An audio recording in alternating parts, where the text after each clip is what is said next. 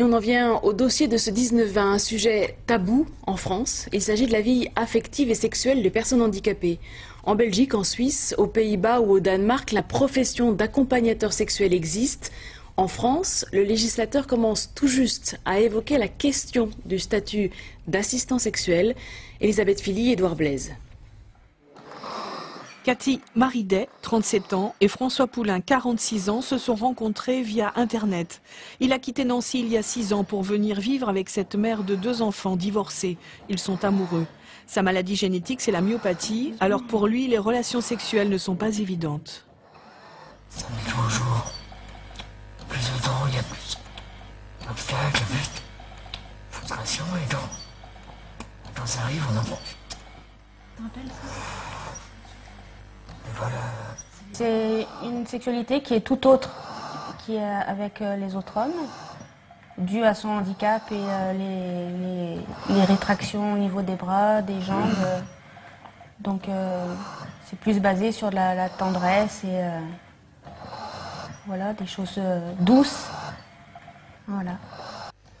Cette belle histoire d'amour entre une personne valide et une autre atteinte d'un handicap, si elle n'est pas exceptionnelle, est quand même peu commune.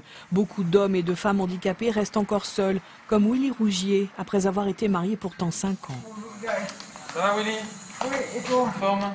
Ouais. Il y a beaucoup de personnes en situation de handicap, beaucoup plus handicapées que moi, qui n'arrivent pas à assouvir leur pulsion sexuelle comme moi. Willy Rougier est l'un des 15 adhérents élus au conseil départemental de l'association des paralysés du Rhône.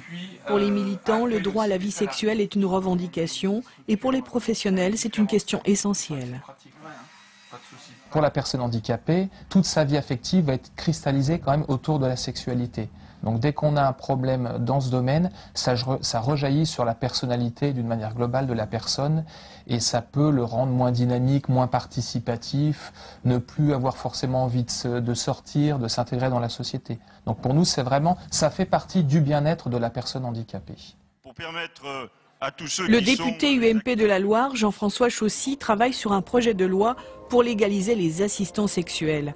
Pour l'instant, ce travail n'est pas autorisé par la loi et peut même être assimilé à de la prostitution. L'écrivain Marcel Nuss propose un accompagnement plus humanisé et une formation adaptée. Pour nous qui défendons l'accompagnement sexuel, il n'est pas question d'être une porte ouverte à la légalisation de la prostitution. On demande simplement une dérogation. Je pense qu'on ne peut pas punir quelqu'un pour un délit d'humanité. Aujourd'hui, pour les sexologues, une personne handicapée a le droit d'être aidée dans sa vie sexuelle comme elle l'est dans son existence quotidienne. Il s'agit donc de remettre en cause des stéréotypes.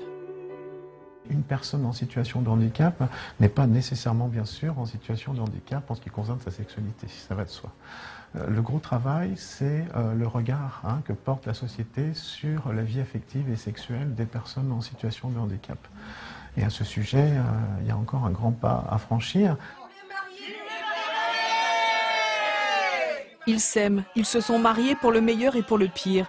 Une histoire somme toute banale. Il s'agit bien d'une femme et d'un homme, juste handicapés, unis au nom de l'amour, sans préjugés. L'actualité de ce samedi, c'est aussi du sport. À Oslo, les championnats